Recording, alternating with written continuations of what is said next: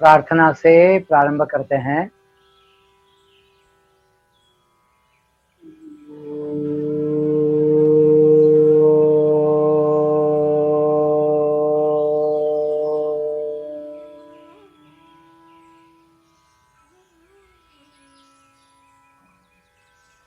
योगेन चित्तस्य पदेन वाचा मलं शरीरस्य च वैद्यकेन योपाकरोत्थं प्रवरं मुनीनां पतञ्जलिं प्राञ्जलिरानतोऽस्मि। ॐ शान्ति शान्ति शान्तिः।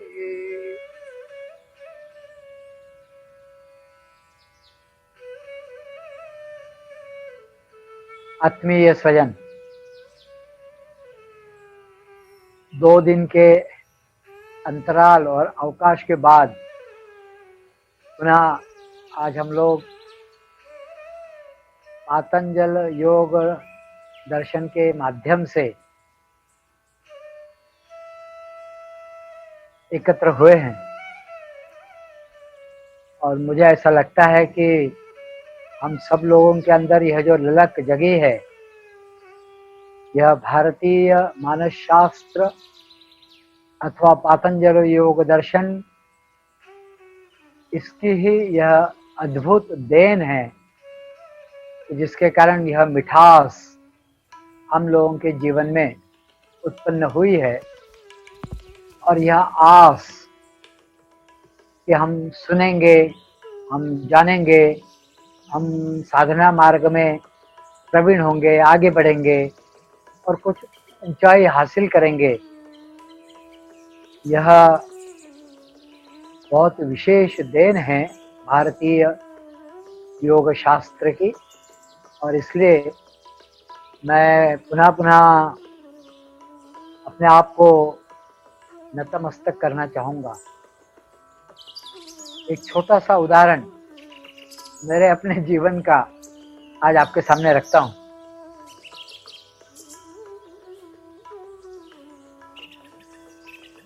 एक बार मैं जब मुझे लगता है कॉलेज का प्रथम वर्ष रहा होगा या 10वीं या प्री यूनिवर्सिटी का, नागपुर में रहते थे हम लोग।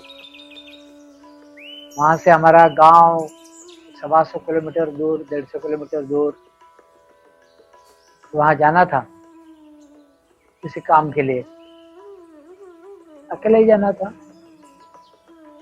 तो ट्रेन से किसी स्थान तक गया, वरोड़ा नाम की जगह, और वहां से फिर एक बस से जाना होता था। बस भी ट्रक नुमा थी, तो ट्रक को ही बस में रूपांतरित किया गया था। जब वहां जा रहे थे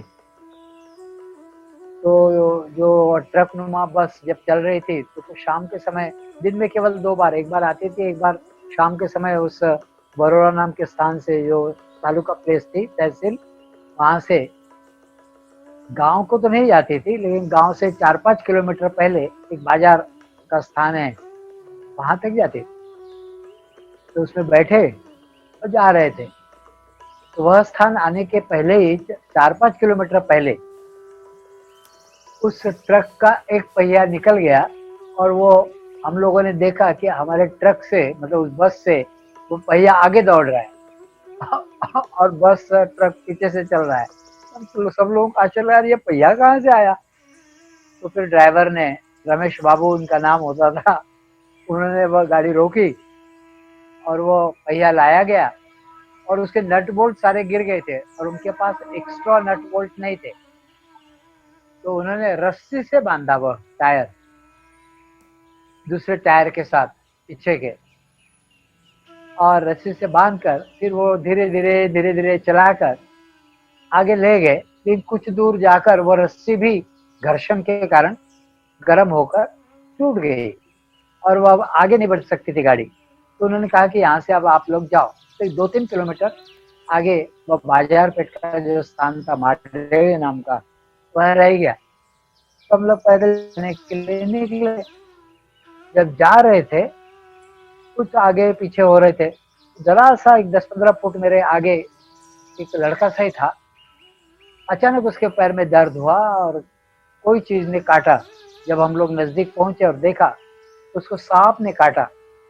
अब वो सांप ने काटने के कारण क्या करो, वहां तो कोई एयर तो उपलब्ध थी नहीं, तो मैंने अपनी जेब से रुमाल निकाला और जो सुन रखा था उसके अनुसार उसके पैर में, पिंडली के ऊपर, क्योंकि नीचे काटा था पैर की तरफ, पिंडली के वहां पर कसकर उसको जरा ऐंठ के उस रुमाल को बांध दिया।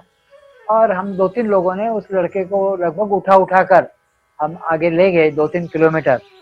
और वहाँ जो बाजार पेट का स्थान था माडेरी, वहाँ किसी डॉक्टर के यहाँ या जो प्राइमरी हेल्थ सेंटर था वहाँ पर पहुँचाया, तो इंजेक्शन वगैरह लगे हुए। अब इतनी देर हो गई थी कि वहाँ से गांव जो 5 किलोमीटर दूर था और कुछ हल्का हल्का बारिश का सीजन अभी खत्म हुआ था, तो 3 नाले पड़ते हैं रास्ते में और उसमें कीचड़ होता है और वहाँ की मिट्टी काली है, कपास की मिट्टी, तो काली मिट्टी में बहुत कीचड़ हो जाता है, तो जा नहीं सकते थे, तो वहीं रुकना पड़ा। तो जब वहाँ पर, मैं ये बैकग्राउंड जानबूझकर बता रहा हूँ कि ऐसी ऐसी परिस्थिति से गुजरे थे, मतलब चित्त को विचलित करने वाली सारी परिस्थिति थी। एक तो ट्रक का पहिया आगे दौड़ना, वह बांधना, थोड़ा चलना, फिर पैदल चलना, फिर सांप का काटना, उसको उठाकर ले जाना 2-3 किलोमीटर। और फिर जब उस गांव में पहुंचते तो किसी के यहाँ जो परिचित कोई व्यक्ति था उसके यहाँ रुका, खाना वाना खाया, तो चलो फिल्म देखने के लिए जाते हैं। तो थिएटर तो था नहीं, जो थिएटर था वो ओपन एयर थिएटर था, कनात से लगी हुई थी और उसमें फिल्म चलती थी, पर्दा था, पर्दे पर चलती थी। टिकट वगैरह लिया गया और फिल्म देखने के लिए रात के समय, क्योंकि रात में वहीं रुकना था, दूसरे दिन सुबह ही आगे बढ़ना था, रात में जा नहीं सकते थे। तो फिल्म देखने के लिए गए। जब फिल्म शुरू हुई तो कुछ देर के बाद फिल्म में गाना आया। जब गीत गा रहे थे हीरो हीरोइन, उतने में जरा सी आंधी चली। जब आंधी चली तो जिस पर फिल्म दिख रही थी वो पर्दा हिलने लगा। जब वो पर्दा हिलने लगा तो हीरो हीरोइन ऊपर से लेकर नीचे तक ऐसे बल खाने से लगे, मतलब सिर से लेकर पैर तक लहर लहर सी, वो भी लहर लहर से दिखने लगे क्योंकि पर्दा हिल रहा था। तो लोग खूब हंस रहे थे, कुछ सीटियां भी बजा रहे थे, उनको बड़ा मजा आया कि वो गाना भी चल रहा है, हीरो हीरोइन ऐसे टेढ़े मेढ़े होकर बल खाते, लहर लहर से ऐसे दिख रहे हैं। बड़ा अजीब सा दृश्य पैदा हुआ। थोड़ी देर के बाद आंधी रुकी। आंधी रुकी, पर्दा स्थिर हुआ। जैसे पर्दा स्थिर हुआ तो वे ठीक ठाक दिखने लगे और उसका बोध हुआ। जब वो हिल रहे थे तो गाने का भी ठीक से बोध नहीं हो रहा था और वे ठीक से दिख भी नहीं रहे थे, तो कोई समझ में नहीं आ रही थी बात। लेकिन जैसे पर्दा ठीक हुआ, आंधी शांत हुई, खत्म हुई, पर्दा स्थिर होते ही वह दृश्य जो पर्दे पर डाला जा रहा था, मशीन से फेंका जा रहा था, वह एकदम साफ साफ दिखाई देने लगा। और फिर फिल्म देखी, मैं गांव गया, वो सब बातें। अब उस बात को मैं यहाँ पर जोड़ता हूँ, अनेक बार व्याख्यानों में भी इस बात को मैंने जोड़ा है। वो पर्दा जब तक अस्थिर था तब तक उस फिल्म का बोध नहीं हो रहा था। हीरो हीरोइन मजेदार लग रहे थे, गाना कुछ समझ में नहीं आ रहा था, गीत और बड़ा अजीब सा। तो ये 3 चीजें एक साथ एक ही दिन में, एक ही शाम को घटित हुई। ट्रक का पहिया आगे दौड़ना जो एक्सीडेंट के कगार पर था, पैदल चलकर साथी को सांप ने काटना, और आगे चलकर फिल्म और उसमें आंधी और वह पर्दे का हिलना, और ये इतनी अस्थिरता जीवन में कि उसके कारण किसी भी चीज का ठीक से बोध नहीं हो पा रहा था। अब मैं सोचता हूँ कि जब तक हमारा अंतरंग शांत नहीं होता है या हम शांत चित्त वृत्ति के नहीं होते हैं, तब तक इन सब बातों का, बाहरी बातों का बोध नहीं होता है। और इस कारण भीतर से शांत होना बहुत जरूरी है। इस दृष्टि से पतंजलि महामुनि ने पातंजल योग दर्शन के प्रथम पाद के अर्थात समाधि पाद के 14वें सूत्र में, जो अपन पूर्व में देख चुके हैं पिछले शुक्रवार को, उसमें सतु दीर्घ काल नैरंतर्य सत्कारा सेवितो दृढ़ भूमि ही, वह दृढ़ भूमि होना जरूरी है, आवश्यक है। वह जब तक नहीं होती है तब तक हम निरंतर विचलित रहते हैं। इसलिए अभ्यास दीर्घ काल करना, निरंतरता से करना, सत्कार के साथ करना, और आसेवित मतलब उसको अच्छे से, सेवा भाव से, प्रसन्न भाव से, श्रद्धा भाव से उसके सम्मुख नतमस्तक होकर उसको ग्रहण करना चाहिए।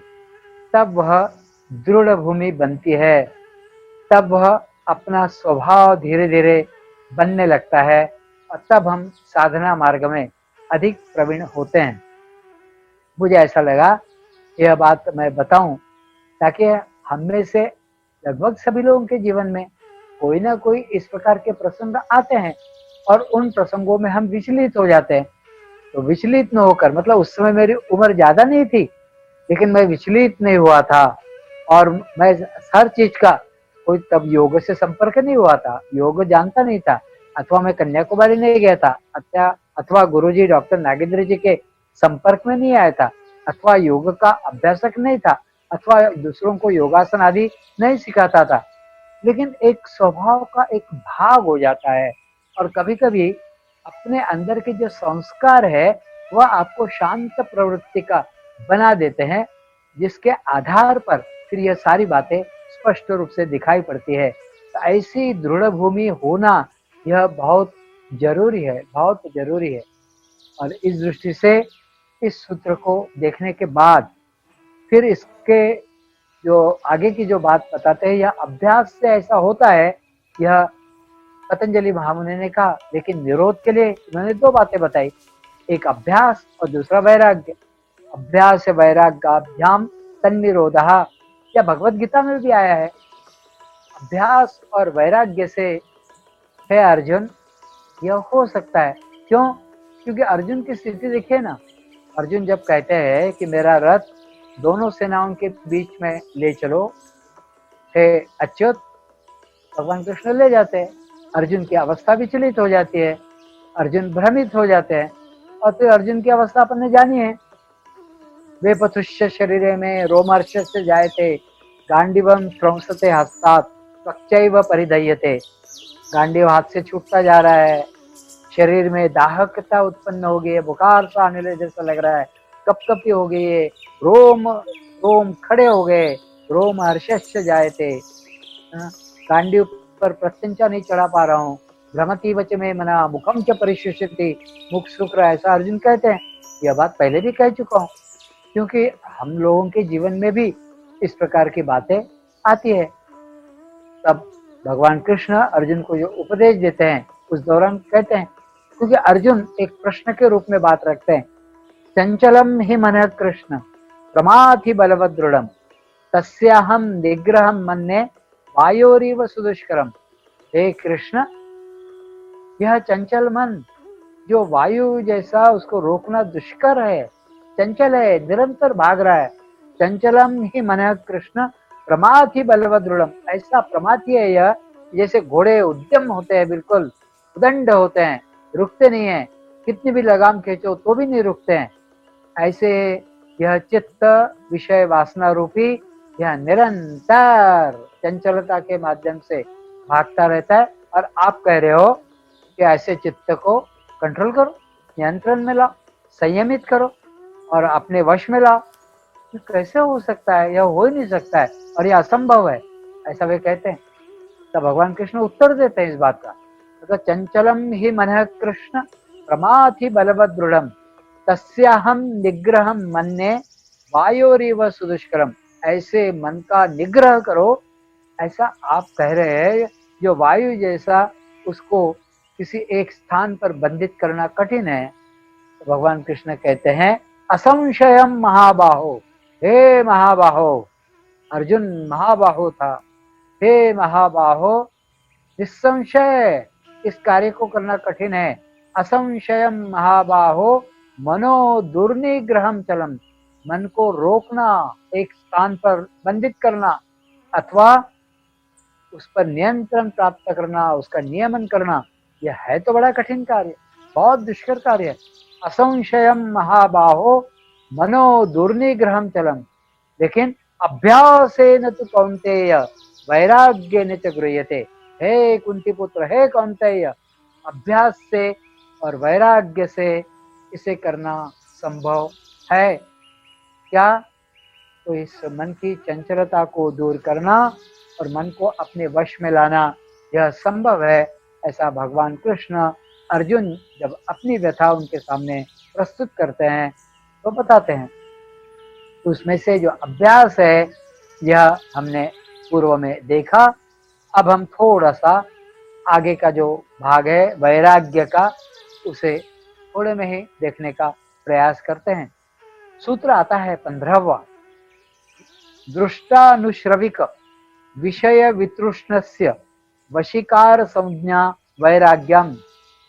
अभी तक हम लोग सूत्र बाय सूत्र चले हैं, क्योंकि इसकी जो मुख्य भूमिका है वह भूमिका हमारी समझ में आ जाए, हमारी पकड़ में आ जाए, तो हम उस आधार पर आगे बाकी सूत्रों को देख सकेंगे, या योग की जो अभ्यास करने की जो प्रक्रिया है वो हमारी पकड़ में आ सकेगी। उसके लिए कैसी भूमिका बननी चाहिए, उसके लिए वे कहते हैं दृष्टानुश्रविक, दृष्ट और अनुश्रविक ऐसे विषय, उनसे वितृष्णस्य मतलब उनसे उठ जाना, उनसे अलग हो जाना, उसके प्रति वितृष्णा उत्पन्न होना। काय के प्रति? तो जो दृष्ट विषय है और अनुश्रविक ये क्या है यह भी बताता हूँ। मतलब आतंजलि योग दर्शन में बताया गया है। वह जब हो जाता है, यह वितृष्णा जब उसके बारे में उत्पन्न होती है, उसके प्रति उत्पन्न होती है, तो फिर वशीकार संज्ञा वहां उत्पन्न होती है। उसी को ही वैराग्य कहा गया है। तो अभ्यासेन तु कौन्तेय वैराग्येन च गृह्यते, ऐसा कहा गया है। तो क्या कहता है यह सूत्र? यह सूत्र कह रहा है कि दृष्ट विषय का मतलब क्या है? जिनका प्रत्यक्ष अनुभव हुआ वे दृष्ट विषय है। प्रत्यक्ष अनुभव हुआ, कैसे प्रत्यक्ष अनुभव हुआ? तो अपने इंद्रियों के द्वारा, जैसे जो भोग्य पदार्थ है उनका विषय के साथ संपर्क हुआ, जैसे पंच ज्ञानेंद्रियों के माध्यम से, पंच कर्मेंद्रियों के माध्यम से, जैसे नाक से, कान से, आँखों से, जिह्वा से, त्वचा आदि से, मतलब प्रत्यक्ष हमने कोई चीज देखी, प्रत्यक्ष हमने कोई चीज सुनी और विषय के साथ संपर्क में आई, तो यह दृष्ट विषय है। दृष्ट मतलब देखे ही ऐसा नहीं होता है, तो इंद्रियों द्वारा जिसकी हमें अनुभूति हुई वे सारे दृष्ट विषय, जिनका प्रत्यक्ष हमें अनुभूति हुई। किन्हीं न किन्हीं माध्यम से हमने अच्छा खाया, प्रत्यक्ष अनुभव है। हमने अच्छा सुना, प्रत्यक्ष अनुभव है। हमने अच्छा सूंघा, प्रत्यक्ष अनुभव है। या हमने अच्छा स्पर्श किया, प्रत्यक्ष अनुभव है। हमने अच्छा दृश्य देखा, प्रत्यक्ष अनुभव है। तो इसके संबंध में भी वितृष्णा जब उत्पन्न होती है, तब जाकर वशीकार संज्ञा नामक जो वैराग्य है उसमें हम या साधक पहुंचता है। और फिर दूसरी जो चीज है वह क्या है? दूसरी चीज है अनुश्रविक विषय। अनुश्रविक मतलब जो शास्त्रों के द्वारा बताए गए हैं। जैसे शास्त्र मान लो कि हमें यह बताते हैं कि आनंद होता है, शास्त्र हमें यह बताते हैं कि स्वर्ग होता है, या फिर हमें आप्तजनों से, ईश वचनों से, वेदों आदि से, गुरुजनों से, संत महात्माओं से, उपनिषदों से, या फिर वेदों से जो बातें मालूम पड़ती है, ऐसी बहुत सारी चीजें हैं कि जो प्रत्यक्ष हमारे जीवन में घटित नहीं होती है, लेकिन इसके द्वारा हमारे ज्ञान में वह वर्धन करती है या हमारी जानकारी में आती है। अर्थात अपना चित्त उनके साथ संपर्क में उन चीजों से आता है, तो उसे कहा गया है अनुश्रविक विषय। तो ऐसे दोनों प्रकार के जो प्रत्यक्ष हमारे इंद्रियों के माध्यम से हमें पता पड़े, जानकारी में आए, उनका उपभोग हमने लिया, ऐसे दृष्ट विषय, और हमने सुना या हमारे आप्तजनों ने, माता पिता ने बताया, गुरुजनों ने बताया, साधु संतों ने बताया, जिनके साथ हम सत्संग करते हैं वहां, या कहीं पर हम किसी मंदिर में गए, कोई कथा वाचन हो रहा है, उनके द्वारा, आदि आदि बातों से, या आप्त वचनों के द्वारा। आप्त वचन का मतलब होता है ईश्वर का वचन। उसके द्वारा जब हमें पता पड़ता है, तो फिर इन विषयों की जो तृष्णा है, अर्थात आसक्ति, वह चित्त से धीरे धीरे कम होती है, और फिर ऐसा साधक वितृष्ण पुरुष कहलाया जाता है। उसको कहते हैं कि उसको उन विषयों के प्रति वितृष्णा हुई या वैतृष्ण्य प्राप्त हुआ, अर्थात वैराग्य प्राप्त हुआ। वह वैराग्य जो विषयों के प्रति वैतृष्ण्य जगाता है, उस वैराग्य को वशीकार संज्ञक वैराग्य, ऐसा पतंजलि योग दर्शन द्वारा कहा गया है।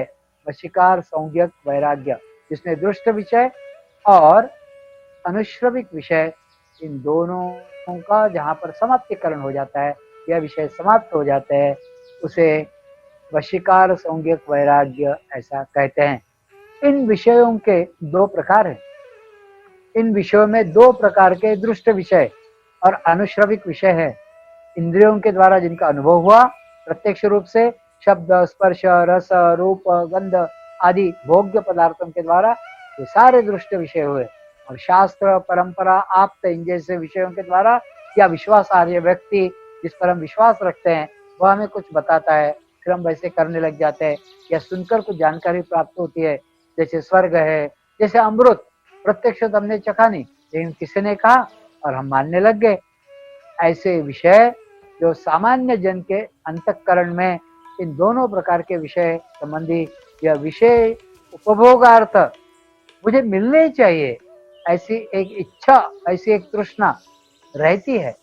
उस तृष्णा का पूर्ण तरीके से जब वैतृष्ण हो जाता है, नाश होता है, तब वशीकार संज्ञक वैतृष्ण्य अथवा वशीकार संज्ञक वैराग्य, ऐसा उसे कहते हैं।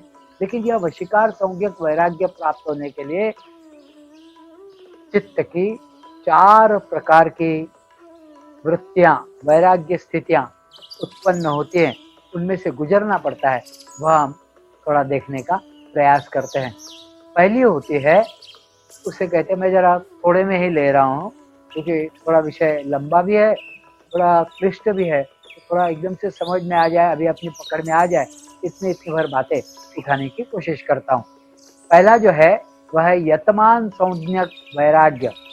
इसी वशीकार वैराग्य का ही यह भाग है, लेकिन इसको पार करने के बाद फिर दूसरा, फिर तीसरा और फिर चौथा, इस प्रकार यह वैराग्य धीरे धीरे एक एक कदम आगे साधक को बढ़ाता है। एक एक को पार करते हुए फिर वह वशीकार संज्ञक साधना तक, वैराग्य तक हमें ले जाता है। तब जाकर पूर्ण निरोध की अवस्था प्राप्त होती है।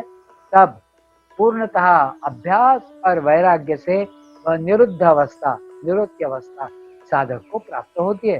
तो यह यतमान संज्ञक वैराग्य क्या है? इसमें साधक को शास्त्र वाक्य पर श्रद्धा, इतना मात्र आधार रहता है, उसको और क्या आधार नहीं होता है। शास्त्रों में कहा है ना, तो फिर मैं इसको मानूंगा, शास्त्र में कहा है तो मैं इस पर श्रद्धा रखूंगा, यह निश्चित रूप से सत्य होगा, ऐसा साधक मानता है। तब वह भोग त्याग का झगड़ा अंत में अमृतोपम होगा, ऐसी शास्त्र वचनों पर श्रद्धा रखकर मुमुक्षु भोग वासना को अपने नियंत्रण में लाने का कसकर प्रयास करता है।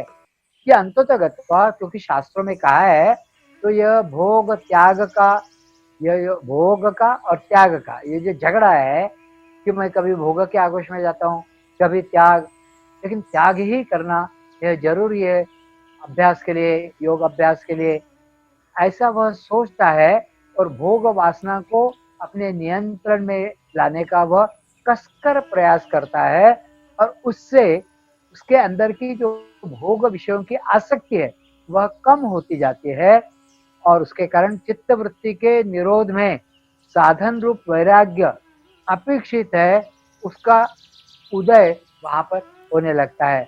किस चीज का उदय होता है कि साधन रूप वैराग्य वहां पर उत्पन्न होता है। क्यों?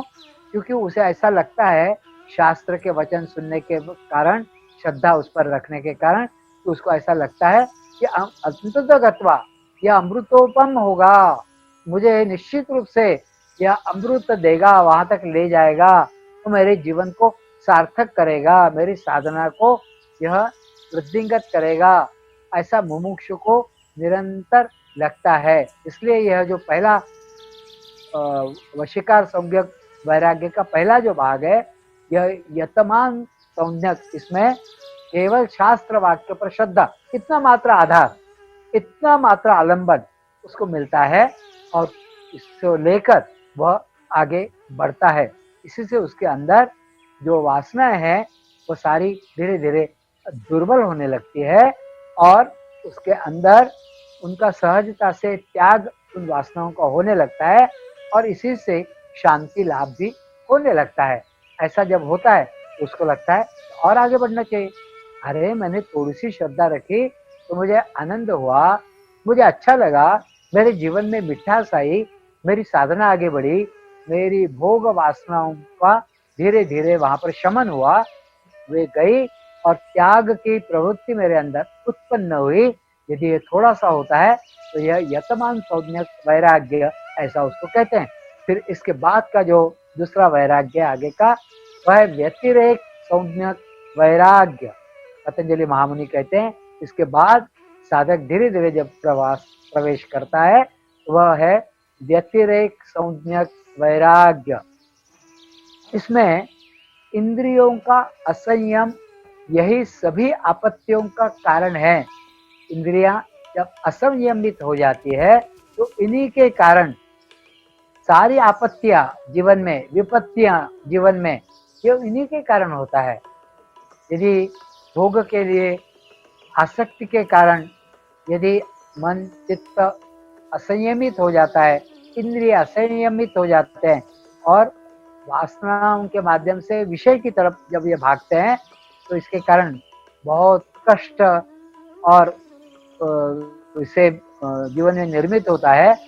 तो मैं यदि इनका संयम करूं तो संयम यदि करता हूं तो सुख का यह सही मार्ग, सच्चा मार्ग है, ऐसा धीरे धीरे साधक को प्रयास करते रहने से स्व अनुभव से लगने लगता है। क्योंकि वह इस यतमान संज्ञक साधना से उठा हुआ होता है, क्योंकि उसको थोड़ा सा आनंद का अनुभव वहां पर हो जाता है। मात्र शास्त्र वचनों पर विश्वास रखकर, श्रद्धा रखकर जब करता है तब भी उसको अपने मन में आनंद होता है, चित्त में आनंद होता है और उसको ऐसा लगता है कि आगे बढ़ना चाहिए। इसलिए वह इंद्रियों का संयमन करने लगता है और उसके कारण जैसे थोड़ा सा संयम होता है उसके अंदर सुख निर्मित होता है और उसे ऐसा लगता है कि सुख का सच्चा मार्ग, सही मार्ग यही है। उसको यह स्वानुभव से ध्यान में आता है और वह उस मार्ग पर आगे बढ़ता है। इसके आगे संयम यह क्लेशदायक और कष्टकारक उसके लिए नहीं रहते हैं। जब वह संयम करता है तो पहले शुरू शुरू में क्या होता है, थोड़े क्लेशकारक लगते हैं, कठिन लगते हैं। अरे करूँ नहीं करूँ, ऐसा मन में संशय का भाव भी रहता है, करने में बड़ा कठिन सा भी लगता है। लेकिन जब उसके अंदर सच्चा सुख क्षण के लिए क्यों न हो थोड़ा सा उत्पन्न होता है, जब वह इंद्रियों से हटकर इस ओर आगे बढ़ता है संयम से, तो ये सारे क्लेश कष्टकारक उसको फिर लगता नहीं है और वह धीरे धीरे आनंददायक सारा होने लगता है और उसके अंदर सहज ही यह बातें घटित होने लगती। मतलब शांति से बने रहने की बात जो है वह धीरे धीरे उसके अंदर घटित होने लगती है। और यहाँ पर मुमुक्षु आत्मनिरीक्षण करता है। पहले भी आत्मनिरीक्षण थोड़ा सा करने लगता है, यहाँ और ज्यादा वह आत्मनिरीक्षण करता है और वह यह सोचता है कि किन किन वासनाओं के कारण मेरे अंदर दुख था, किन किन वासनाओं को खुद मेरे भीतर रहने के कारण मेरा चित्त भाग रहा था। क्या उन वासनाओं को मैंने जीत लिया है? अब कौन सी रह गई है? मैंने कुछ वासनाओं को जीत लिया तो मेरे अंदर आनंद उत्पन्न हुआ। अब ऐसे मेरे अंदर कौन सी वासनाएं रह गई है? तो यह भेद जानने की उसके अंदर की जो प्रवृत्ति है, जो वैराग्य की भावना है, उसे व्यतिरेक संज्ञक वैराग्य ऐसा पतंजलि महामुनि कहते हैं। ऐसी जो वासनाएं जीत ली और ऐसी वासनाएं जो रह गई है अभी, वह कौन कौन सी है, यह स्पष्ट रूप से जिसको पता पड़ जाता है उसे व्यतिरेक संज्ञक वैराग्य की अवस्था कहा जाता है। तब वह क्या करता है? वह चित्त में उन वासनाओं को जो क्लेशदायक है, कष्टकारक है, उनको छोड़ता जाता है। तो जो आनंद देने वाली जो बातें हैं उनकी तरफ धीरे धीरे बढ़ता जाता है। तो इस प्रकार जिनका व्यतिरेक हुआ, तकलीफ दे थी, वह निकल गई और आत्मनिरीक्षण की सहायता से वह ऐसा वैराग्य उसके अंदर घटित होता है कि वह धीरे धीरे योग शास्त्र में प्रवीण होता है, आनंद की तरफ और अधिक बढ़ता है। इसे व्यतिरेक संज्ञक वैराग्य ऐसा पातंजलि योग दर्शन में कहा गया है। इसके आगे तीसरी जो एक संज्ञा दी गई है उसे कहा गया है एकेंद्रिय संज्ञक वैराग्य। पहला वैराग्य हुआ यतमान संज्ञक, दूसरा हुआ व्यतिरेक संज्ञक, तीसरा हुआ एकेंद्रिय संज्ञक वैराग्य। जैसे पूर्व की भांति प्रगति ना होने पर आगे का प्रवास तेज गति से फटाफट, मतलब जैसे वह करने लगता है और उसकी प्रगति होने लगती है। जब वह प्रगति होने लगती है तो आगे का प्रवास और तेज गति से फटाफट होने लगता है। क्यों? क्योंकि उसके अंदर ये जो क्लेशदायक, कष्टकारक या बाधा रूप जो भावनाएं हैं, वासनाएं हैं, उनका शमन हो जाता है, उपशम होता है और उसका चित्त काफी शुद्ध हो जाता है। और ऐसा चित्त जब कोई काम करता है तो फिर आगे का प्रवास जो है वो बड़े तेज गति से होता है, फटाफट होता है। जैसे पूर्व में भी कहा है कि हमने देखा है कि ऐसी अनेक चीजें जो सहाय्यभूत हो जाती है और उस कारण उसका जो प्रवास है वो पूर्व जन्म के संस्कारों के आदि के कारण वहाँ बिल्कुल बहुत जल्दी जल्दी होने लगता है। तो ऐसी जो एक इंद्रिय, यहाँ पर क्या एक इंद्रिय है? तो केवल भोग वासनाओं का निर्मूलन करना है ही, और इसके साथ ही बुद्धि के बढ़ने के कारण यहाँ पर अंतर्बाह्य परिस्थिति का वैराग्य के लिए पोषक होती है, यह तो ठीक है, लेकिन इसमें केवल बुद्धि का उपयोग होता है और इसमें आहार, नींद, सज्जन संगति, शरीर व्यापार में युक्तता, सद्ग्रंथों का परिशीलन, बड़ी आस्था के साथ करने की बुद्धि, यह उसमें होने लगती है, जिससे एक ही इंद्रिय, एक ही जगह पर अब ध्यान, क्योंकि वासनाओं का विलय हो गया है, वासनाओं का क्षय काफी हो गया है, लेकिन अब एकमात्र चीज रह गई है, वह बुद्धि के द्वारा अब इनको समझकर केवल एक स्थान पर, एक जगह पर अपने चित्त को एकाग्र करने लगता है। वही एक इंद्रिय उसके अंदर जागृत रहता है। इसी को कहा गया है एकेंद्रिय संज्ञक वैराग्य। यदि थोड़े में कहे तो उसका संपूर्ण जीवन साधक का, मुमुक्षु का अध्यात्म प्राप्ति इस केंद्र के इर्द गिर्द होने लगता है बुद्धि के द्वारा। कछुआ जैसा बाहर का कोई यदि व्यवधान हो गया, कोई यदि प्रसंग घटित हुआ, कोई यदि प्रतिकूल परिस्थिति हुई, या कोई यदि ऐसा कारण बना कि जिसके कारण उसे लगा कि संकट हो सकता है, तो वह अपने सारे इंद्रियों को, चारों पैरों को, गर्दन को, पीछे से पूंछ को, सिर को आगे कर लेता है। कछुए जैसा इंद्रियों को अंदर की तरफ कर लेने की प्रवृत्ति, अपने सारे विषयों को जो इंद्रियों से हटा लेता है, उसे कहा गया है एकेंद्रिय संज्ञक वैराग्य। इसके कारण क्या होता है? तो जितेंद्रियत्व प्राप्त होता है, इंद्रियों पर आधिपत्य, इंद्रियों पर विजय प्राप्त होती है।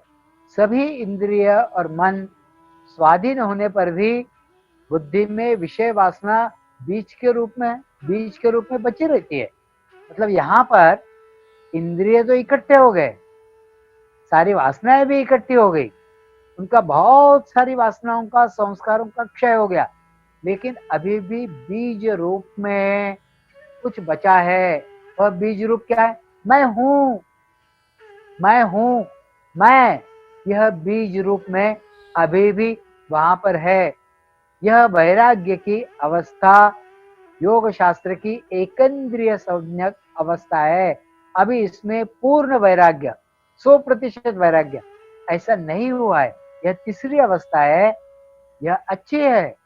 इस दृष्टि से यदि देखा जाए तो यतमान से व्यतिरेक, व्यतिरेक से एकेंद्रिय, और एकेंद्रिय के भी आगे ये जो बीज रूप में अभी थोड़ा सा बचा हुआ है संस्कार के रूप में, वह भी निकालना यह जरूरी है। जैसे कोई बीज भूमि में डाल दे तो उसका अंकुर फूटेगा, वह अंकुरित होगा, यह निश्चित है। लेकिन वह यदि जला हुआ बीज है तो उस बीज का अंकुरण हो नहीं सकता। इस अर्थ से वह जो बीज रूप आसक्ति, वासनाएं, संस्कार है, वह भी पूर्ण रूप से नष्ट होना, यह इस वैराग्य की चौथी सीढ़ी है। पहली सीढ़ी हमने देखी यतमान, दूसरी सीढ़ी देखी व्यतिरेक, तीसरा वैराग्य देखा एकेंद्रिय, और चौथा है उसे कहा गया है वशीकार संज्ञक वैराग्य। जले बीज में जैसे अंकुर नहीं फूट सकते, ठीक वैसे चित्त की सारी वासनाएं नष्ट होने पर उसे वशीकार संज्ञक वैराग्य कहते हैं। इससे असंप्रज्ञात समाधि की पात्रता उत्पन्न होती है। इससे असंप्रज्ञात समाधि की पात्रता उत्पन्न होती है। यह बहुत महत्वपूर्ण है। इस दृष्टि से यह वशीकार संज्ञक वैराग्य के यह 4 स्टेप्स, यतमान, व्यतिरेक, एकेंद्रिय और वशीकार संज्ञक, यह चारों वैराग्य की सीढ़ियां पार करते हुए जब उसकी दृढ़ भूमि होती है और वह असंप्रज्ञात समाधि तक पहुंचता है, तब सही अर्थ से योग चित्त वृत्ति निरोध, वह निरोध घटित होता है।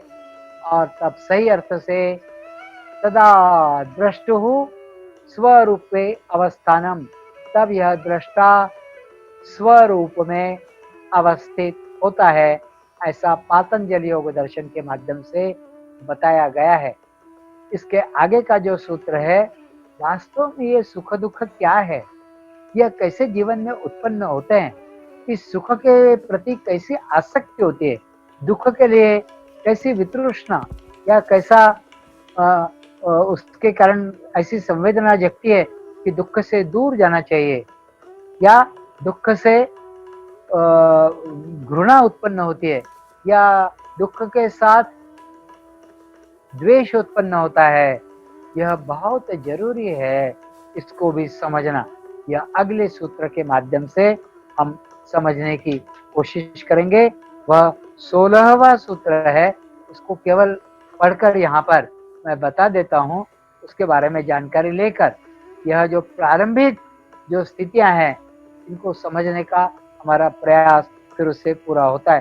तत्परम, उससे तत्परम, उससे वह परम अवस्था जिसको पुरुष ख्याति ऐसा कहा गया है, उसके जो गुण हैं, और ये जो पुरुष के गुण हैं वह परम के गुण हैं, इसकी पूरी जानकारी उत्पन्न होती है और वहां पर पुरुष ख्याति उससे उत्पन्न होती है।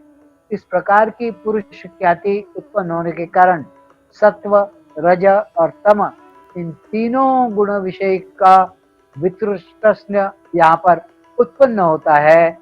उसी को पर वैराग्य ऐसा कहा गया है। मतलब वैराग्य के भी विरोध होने की अवस्था तक पहुंचने के बाद, वशीकार संज्ञक वैराग्य होने के बाद भी वैराग्य के दो भाग बनते हैं, एक पर वैराग्य और एक अपर वैराग्य। यह पर वैराग्य क्या है और अपर वैराग्य क्या है, यह देखकर, पातंजलि सुनकर, समझकर, यह वैराग्य जो योग चित्त वृत्ति निरोध का आधार है, मतलब जितना अभ्यास महत्वपूर्ण है उससे भी कई गुना अधिक यह वैराग्य का भाव दृढ़ होना अधिक महत्वपूर्ण है। और उस दृष्टि से इस वैराग्य को खूब अच्छे से बारीकी से समझकर थोड़ा थोड़ा श्रेणी बाय श्रेणी एक एक कदम जरा जरा अपने जीवन में लाने का प्रयास हम लोगों को करना है। जो साधना भाव को लेकर आगे बढ़ना चाहते हैं उनका वैराग्य और दृढ़ होता जाना चाहिए। प्रति क्षण, प्रति पल, प्रति घंटे, प्रतिदिन, प्रति सप्ताह, प्रति वर्ष, दिनों दिन यह जितना दृढ़ होता जाएगा उतना हम योग के क्षेत्र में अधिक प्रवीण, अधिक निपुण होते जाएंगे। इस दृष्टि से हमने वैराग्य की संकल्पना आज देखने का प्रयास किया है। मुझे लगता है इतना आज के लिए पर्याप्त है। यहाँ पर प्रार्थना करते हुए हम यहीं पर रुकते हैं और फिर आगे थोड़ा सा ध्यान करने का प्रयास करें।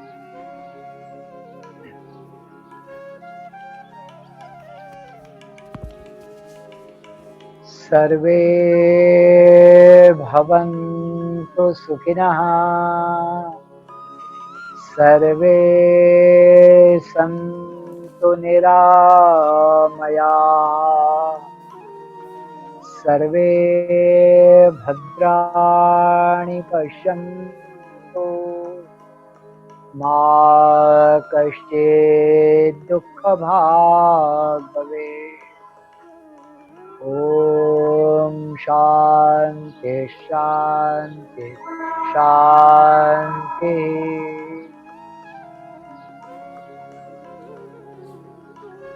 जरा देर के लिए हम शांत बैठने का प्रयास करिए। टोटली अपने शरीर को एकदम रिलैक्स करिए, छोड़ दीजिए एकदम ढीला ढाला। आप जैसे बैठे हो उसी में एकदम ढीले ढाले हो जाइए। कंधे उतार दीजिए नीचे, हाथ ढीले ढाले, पीठ ढीली शिथिल, चेहरा एकदम शांत, आंखें बंद। आराम से माथे पर कोई बल नहीं पड़ रहा। आराम से रिलैक्स एकदम रिलैक्स आराम से शिथिल, बिल्कुल तनावरहित, सही में तनावरहित हो जाएगी। बिल्कुल कुछ नहीं, कोई बोझ अपने सिर पर मत रखो, कोई बोझ नहीं। जीवन में वैसा भी बहुत बोझ होते हैं हम सब लोग, उतार कर फेंक दीजिए उसको, बिल्कुल फेंक दीजिए, एकदम अबोझ हो जाइए। कोई बोझ नहीं, निर्बोझ, बिल्कुल बोझ बचा ही नहीं, बिल्कुल बचा ही नहीं। बिल्कुल हल्के फुल्के हो जाइए, हल्के फुल्के, बिल्कुल हल्के फुल्के, एकदम हल्के फुल्के।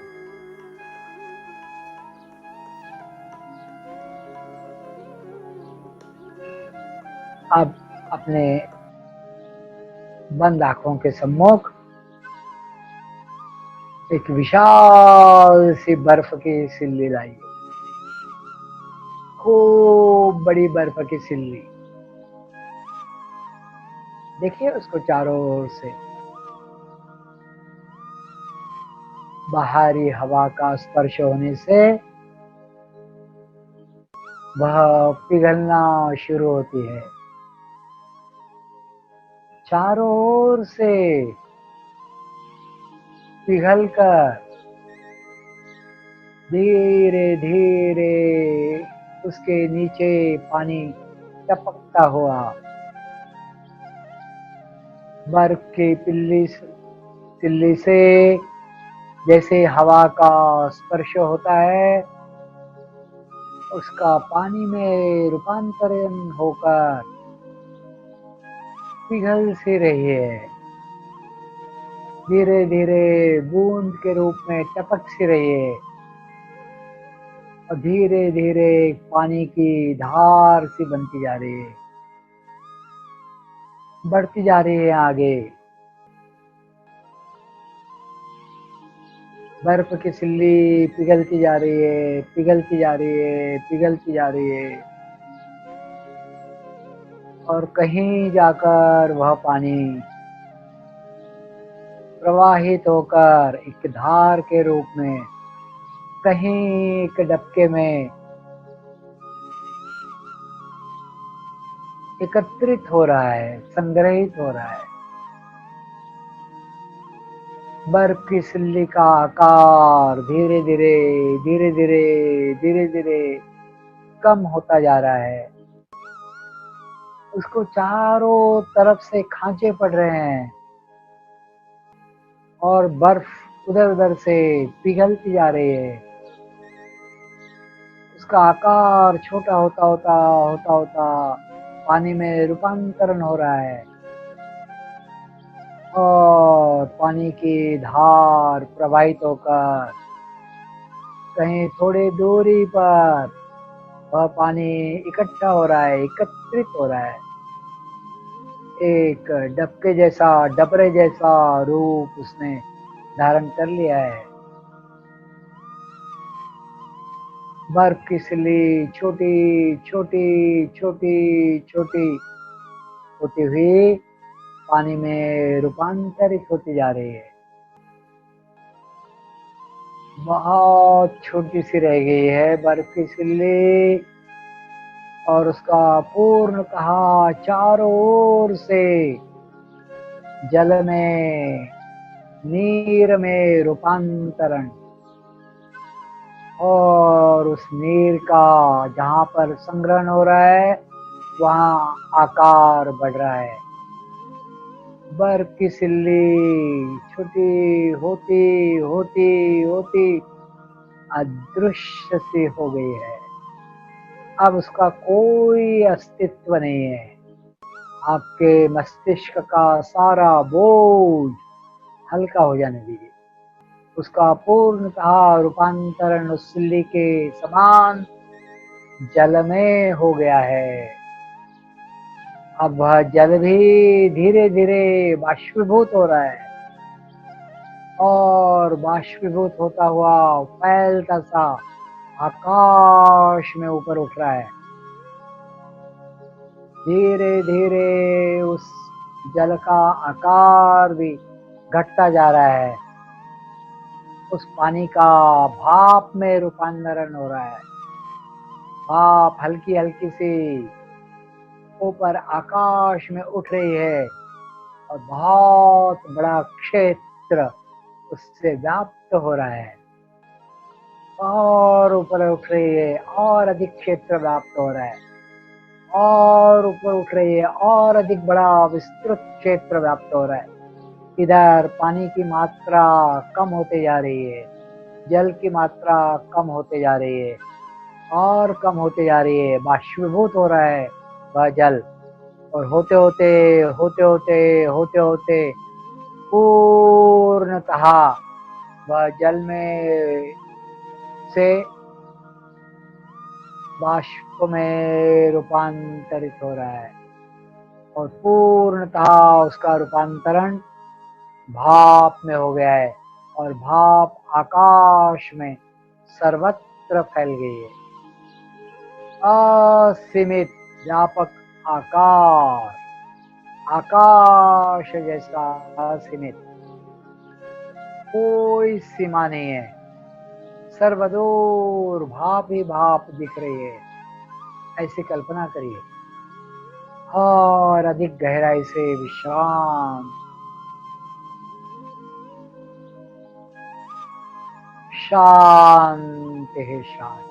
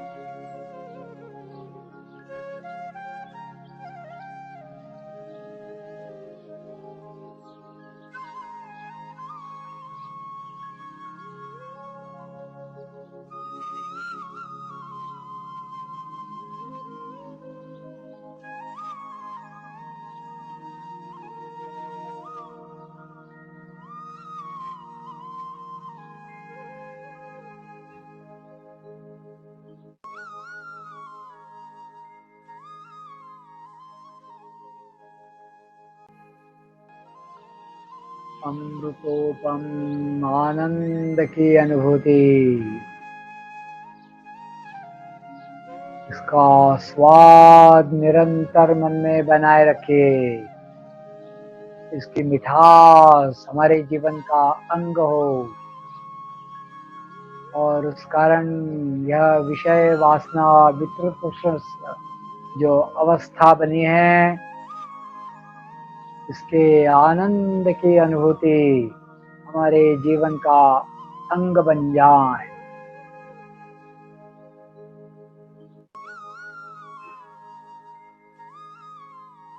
थोड़ी देर के लिए कुछ क्यों न हो, लेकिन हमारे वासनाओं का क्षय हुआ, संस्कारहीनता निर्मित हुई, भोग वृत्ति का निरोध हुआ, वासनाओं का क्षय हुआ, वशीकार संज्ञक वृत्ति उत्पन्न हुई, संप्रज्ञात समाधि की झलक सी मिली।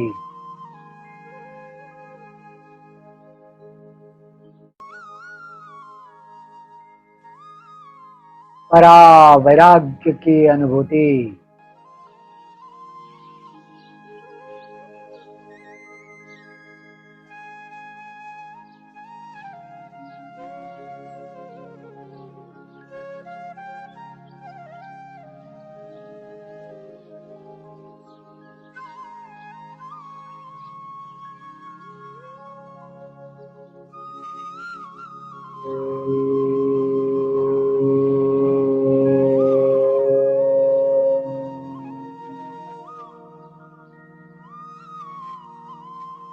ओम शांति शांति